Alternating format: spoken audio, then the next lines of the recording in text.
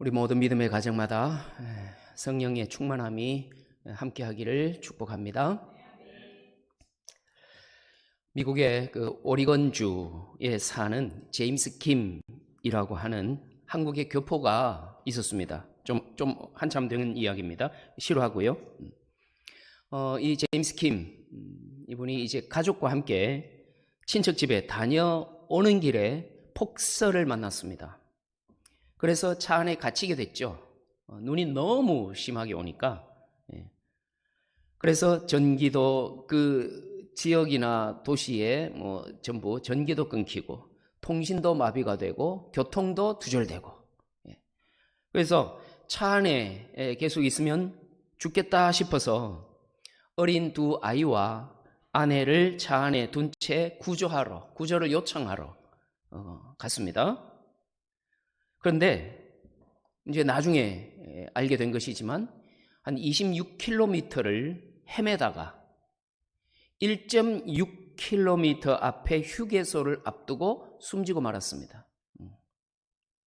너무 지친 거죠. 헤매다가 방향 감각도 이제 상실되어 버렸죠. 그래서 어디가 어딘지 방향을 모르는 거죠. 그의 이 가족에 대한 사랑이 많은 사람들의 가슴을 적셨습니다. 안타까운 것은 반대 방향으로 갔더라면 조금만 가면 휴게소가 있다는 거예요. 금방 휴게소를 발견할 수 있었는데 눈 폭풍 속에서 그만 방향을 잃고 또 그만 동사하고 말았던 것입니다. 그러니까 한 신문사에서 제목을 이렇게 붙였습니다. 제임스 킴이 만일 반대 방향으로 갔더라면 이렇게 신문 제목을 붙였습니다. 그 제목은 어떻게 보면 우리 인간의 한계를 여실히 보여주는 그런 제목이라고 할 수 있겠죠?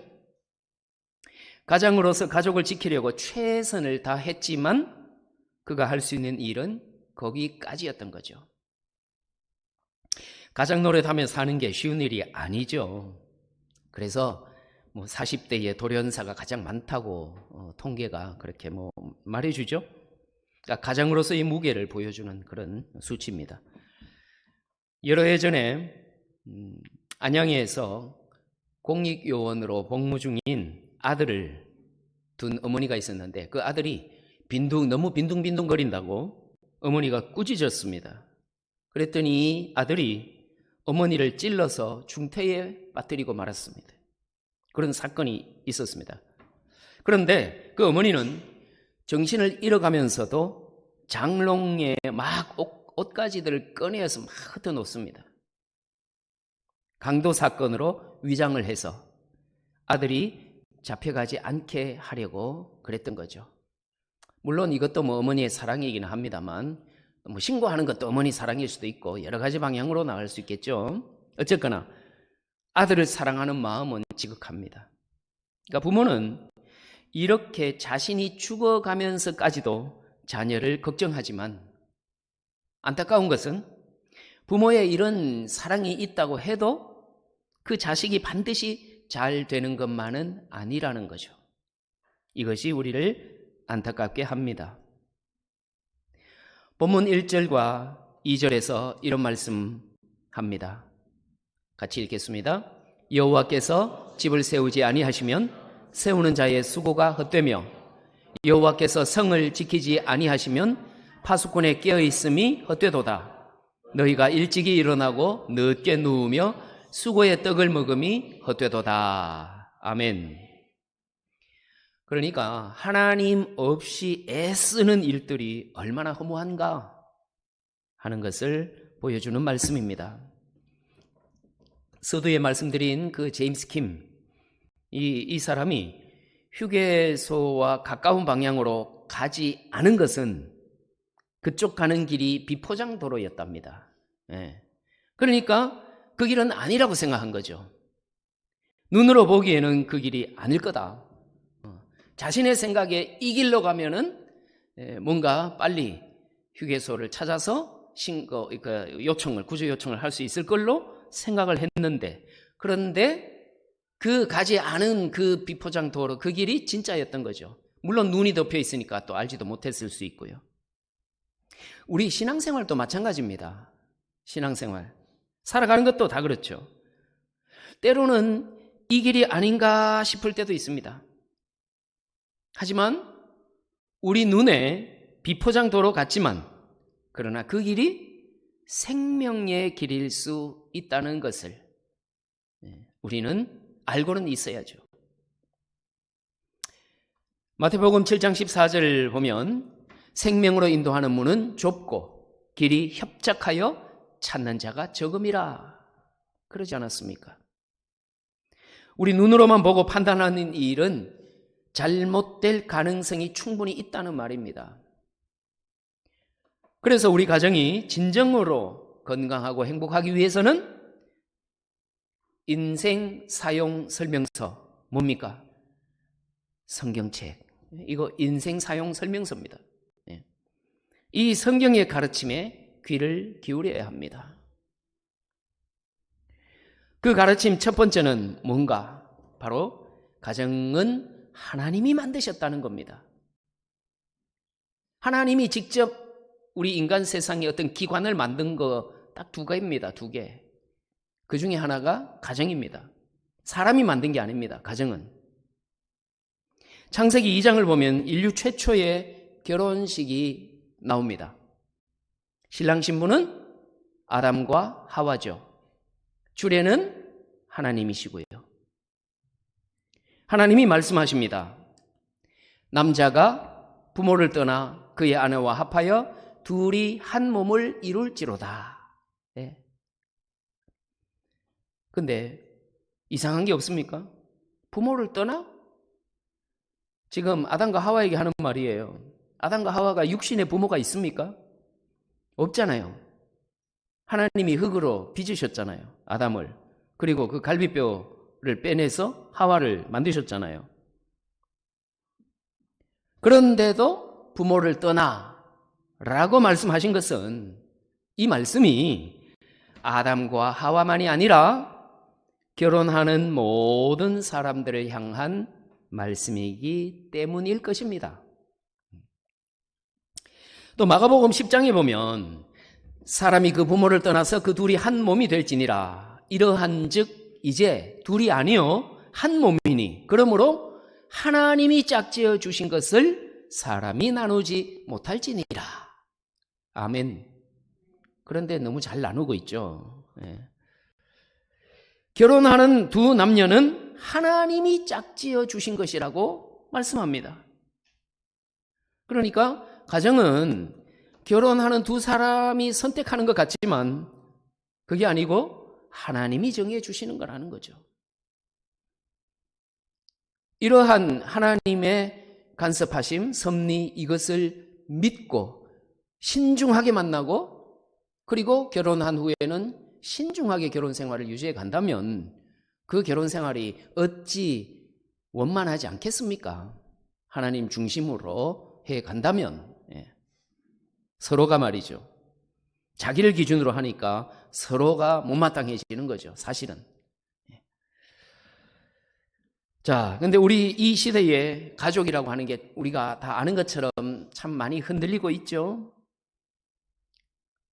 뭐 외국에는 우리도 언제 어떻게 될지는 모르겠습니다만 외국에는 동성 간에 뭐 가정도 있고 뭐 그건 그렇게 하든지 간에 하여튼 글쎄요. 일단 가정의 이름을 좀 달리 하든가 어쨌거나 그러니까 가정이라고 하는 전통적인 가정이 좀 가족이 많이 흔들리고 있죠. 가족관도 많이 흔들리고 있습니다. 가족을 해치면서까지 물질적인 이득을 더 취하기도 하죠. 가족을 해치면서까지. 그렇지만 성경은 교회와 함께 아까 두 개라고 했죠. 하나님이 만드신 기관이 교회와 그리고 가정. 이 가정이야말로 하나님이 직접 세우신 신적인 공동체라는 사실을 변함없이 성경은 말씀하고 있습니다. 창조 사건의 절정 6일 동안 창조하시고 7째 날에 쉬셨죠. 그 절정은 6일째겠죠. 그날 뭘 창조하셨습니까? 바로 아담과 하와를 지으셨죠. 그러니까 창조 사건의 절정에서 태어난 공동체가 바로 가정입니다. 아담과 하와를 만드심으로 해서 창조 사역이 끝난 겁니다. 완성이 된 겁니다. 그리고 안식하셨습니다. 신약을 보면 구속 사건의 절정, 구속 사건 그러면 벌써 뭐가 보여야 됩니까? 십자가, 구속 사건의 절정이니까 십자가에 매달리신 예수님, 그게 보여야죠. 구속 사건이 그 절정에서 예수님의 핏값을 치르고 태어난 공동체, 그게 바로 교회죠. 교회. 그러니 하나님이 만드신 두 기관이 바로 가정과 교회입니다. 나머지는 다 인간이 만든 기관이고 제도고 그렇죠. 자, 그런데 성경을 보면 교회 역시 하나님의 새로운 영적인 가족 공동체라고 우리에게 말해줍니다. 그래서 예수님은 십자가에 달려서도 그 이전에도 사람들에게 누가 내 어머니이며 내 형제냐, 그렇게 질문을 던지시고는 곧이어서 누구든지 하나님의 뜻대로 행하는 자가 내 형제요 자매요 어머니이니라, 그렇게 말씀하셨습니다. 그러니까 예수님은 육적인 가족만이 아니라 영적인 가족도 염두에 두고 계신 거죠. 그런데 이 시대는 한쪽으로는 가족 우상주의, 다른 한쪽으로는 또 가족 방임주의와 같은 이런 극단적인 가족이 팽배합니다. 그런 가족 관념이 팽배하죠. 자녀가 잘 되기를 바라는 거야 모든 부모의 바람이지만 그 마음이 너무 지나쳐서 가정 기반이 흔들릴 정도로 모든 것을 쏟아 붓습니다. 이건 가족 우상주의죠.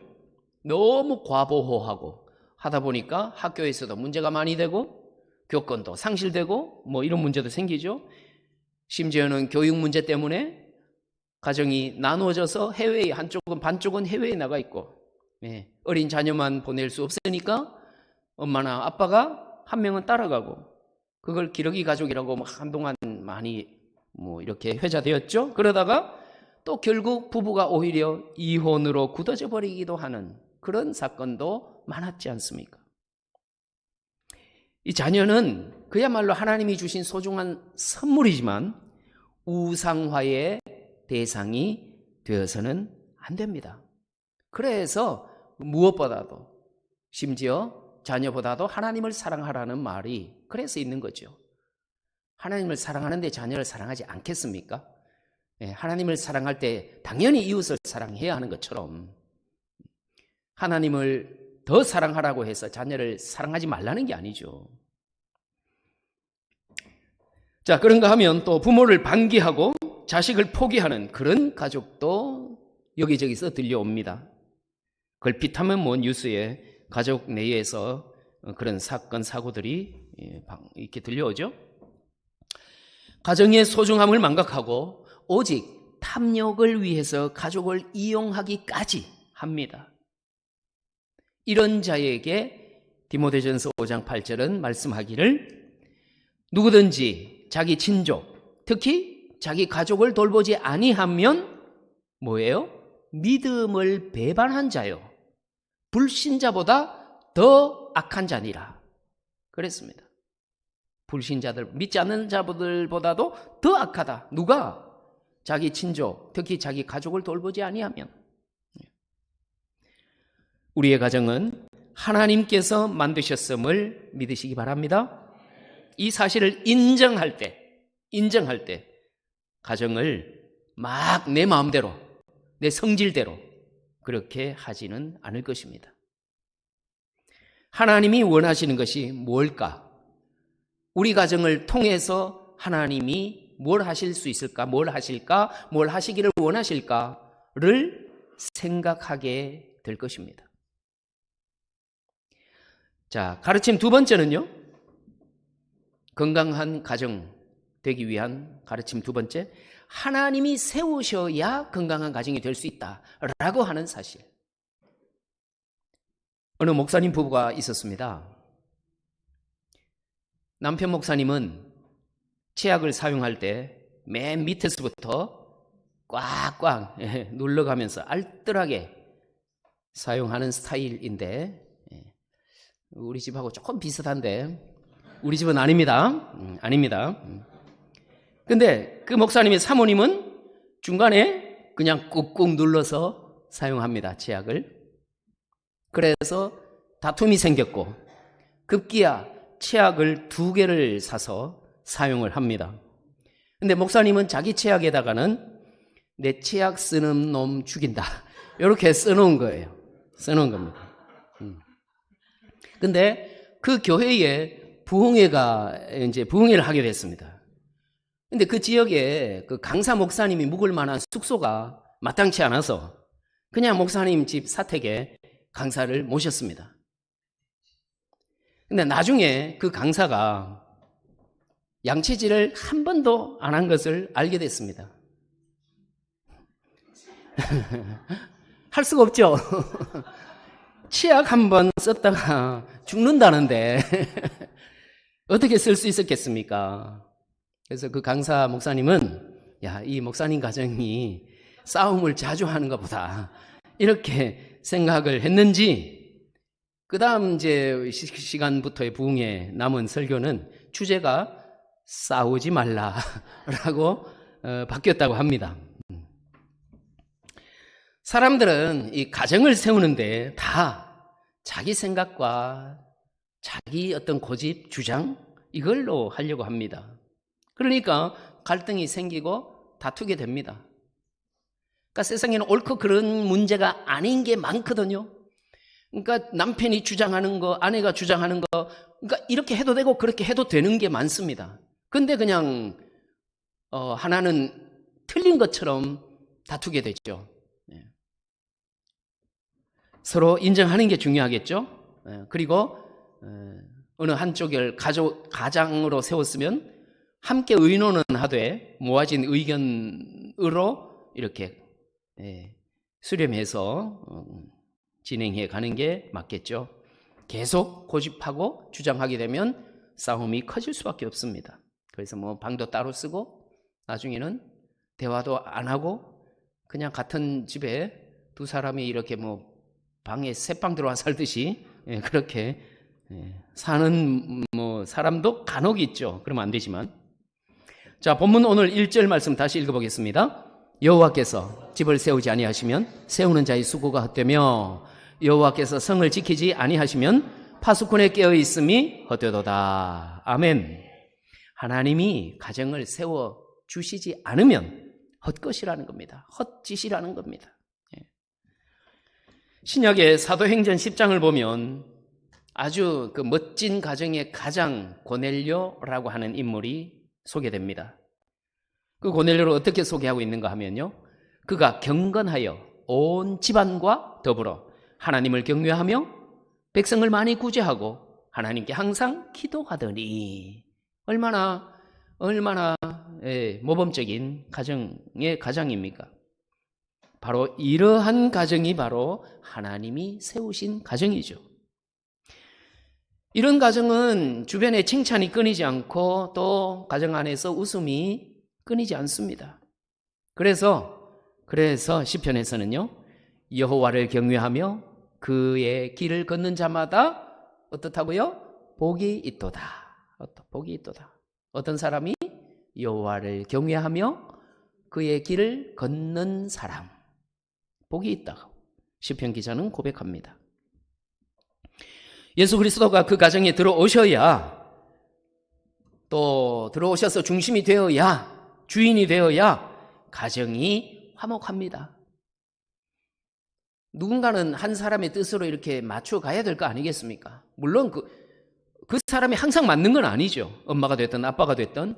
그래서 서로 함께 대화하고 의논합니다. 그리고는 합의를 봐가야죠. 그런데 그 기준을 뭘로 할 거냐? 바로 복음이죠. 주님의 말씀입니다. 그래서 모든 가족이 복음을 받아들이고 그 하나님의 말씀을 따르는 그런 가정을 만들어 갈 수 있기를 또한 축복합니다. 예. 다른 어떤 일보다가 이것이 더 시급하지 않겠습니까? 가정이 이렇게 평안하고 안정되어 있어야 또 하는 모든 일들이 형통하게 되지 않겠습니까? 세 번째는요, 하나님의 사랑으로 하나 되는, 뭐 사랑을 강조해도 좋고 하나를 강조해도 좋습니다만 하나님의 사랑으로 하나 되는, 다른 걸로 하나 되는 거 아니고 하나님의 사랑으로 하나 되는 그런 가정이 건강한 가정입니다. 우리가 늘 성경 암송 대회 하면 항상 기본적으로 하는 말씀이죠. 같이 읽겠습니다. 하나님이 세상을 이처럼 사랑하사 독생자를 주셨으니 이는 그를 믿는 자마다 멸망하지 않고 영생을 얻게 하려 하심이라. 아멘. 예. 독생자 외아들을 주실 만큼의 아무 조건 없는 사랑. 하나님의 사랑은 바로 이런 사랑이죠. 그래서 그 사랑을 아가페 사랑이라고 하죠. 아가페 사랑. 그러니까 절대적인 사랑입니다. 어떤 상황, 상태에 따라서 변화하는 사랑이 아니고 그냥 환경, 상황 상관없이 그렇게 하는 거죠. 절대적인 사랑. 그리고 아무 조건이 없는, 네가 이렇게 하면 내가 이렇게 해주마, 이런 사랑이 아니죠. 조건이 없는 사랑입니다. 건강하고 행복한 가정을 세워가려면 바로 이런 사랑이 필요한 줄로 믿습니다.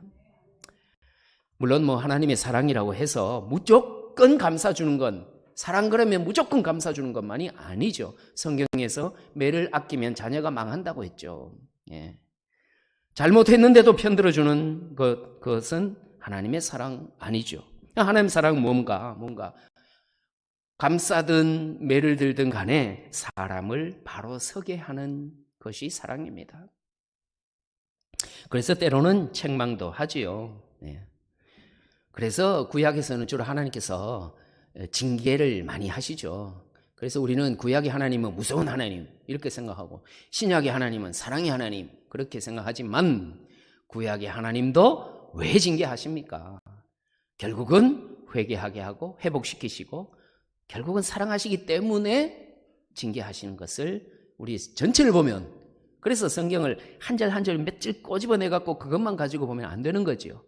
전체를 통해서 하나님께서 뭘 말씀하시는가, 이 맥락에서 벗어나면 안 되는 거죠. 이런 이야기가 있습니다. 아들을 전쟁에 보내고 혼자 살던 어머니가 얼마나 그 아들 위해서 기도했겠습니까? 매일같이 아들 걱정만 하면서 살았습니다. 그러던 어느 날 아들에게서 연락이 왔습니다. 어머니, 저 지금 집으로 가고 있는 중이에요. 근데 어머니, 전쟁터에서 사귄 친구가 하나 있는데 같이 가도 될까요? 그럼 친구 데리고 어서 오너라 라고 엄마가 말합니다. 근데 어머니, 이 친구가 전쟁터에서 부상을 당했거든요. 왼쪽 팔과 오른쪽 다리를 잃었어요. 달리 갈 데도 없다고 하는데 이 친구랑 같이 살면 안 될까요? 얘야, 하루 이틀 정도면 몰라도 그 친구랑 같이 산다는 것은 좋은 생각이 아닌 것 같구나. 뭐 모든 어머니들이 뭐 이렇게 대답하지 않겠습니까? 근데 그 친구는 너에게 집만 될 뿐이란다. 그러니까 뭐 며칠은 몰라도 함께 계속 사는 건 그렇다. 뭐 이렇게 엄마가 대답을 했죠. 그래서 아들은 실망한 듯이 예, 그렇군요 하고 전화를 끊었습니다. 근데 그날 아들은 집에 돌아오지 않았습니다. 이틀이 지나고 사흘이 지나도 아들은 돌아오지 않았습니다. 얼마 후에 어머니는 아들의 사고 소식을 들을 수 있었습니다. 절벽에서 뛰어내려 목숨을 끊었다는 것입니다. 어머니는 울면서 사고 현장으로 달려갔는데 그만 기절하고 말았습니다. 어머니. 아들의 왼팔과 오른쪽 다리가 없었던 겁니다. 그러니까 친구 얘기가 아니고 자기 얘기였던 거죠. 혹이라도 집안에 그냥 이렇게 뭔 걱정 덩어리 폐 끼칠까봐 친구의 얘기로 그렇게 했는데 어머니 입장에서 대부분 당연히 그렇게 대답을 할 것 같죠. 예. 어쨌거나 아들은 친구만큼은 짐이 되지는 않겠지만 그래도 부모에게 짐이 될 걸로 그렇게 판단을 한 거죠. 자, 우리 모든 가정이 주님의 마음으로, 주님의 그리스도의 마음으로. 그리스도의 마음이 뭡니까? 참아주고 배려하고 용납하고 또 올바름을 가르치고 공감해주고 이런 거잖아요. 예. 주님의 마음으로 다 그렇게 모든 가정이 사랑해서 건강한 가정 그리고 행복한 가정을 만들기를 축복합니다. 하나님께서 가정을 만드셨다라고 하는 사실을 인정하고 또 하나님이 우리 가정을 계속 세워가시도록 그렇게 나를 내려놓고 그리고 예수님의 사랑으로 하나 되는 그런 가정을 만들어 가도록 힘쓰는 우리 모든 우리 교회 식구들 가정들이 될 수 있기를 바랍니다. 그래서 환난과 질고가 많은 이 세상이지만 믿는 자의 가정이 건강하고 행복한 가정이 되어서 주변 모든 가정에 또 부러움이 되는 그런 복된 가정이 되시기를 주의 이름으로 축원합니다. 기도하겠습니다. 하나님이 만드시고 바르게 세워가시는 우리의 가정이 사랑으로 하나 되어 성령의 열매를 맺으며 세상 가정의 빛이 되기 원하는 믿음의 사람들 위해 예수 그리스도의 은혜와 하나님의 사랑과 성령의 인도하심이 임마누엘로 동행하여 주시기를 간절히 축원하옵나이다. 아멘.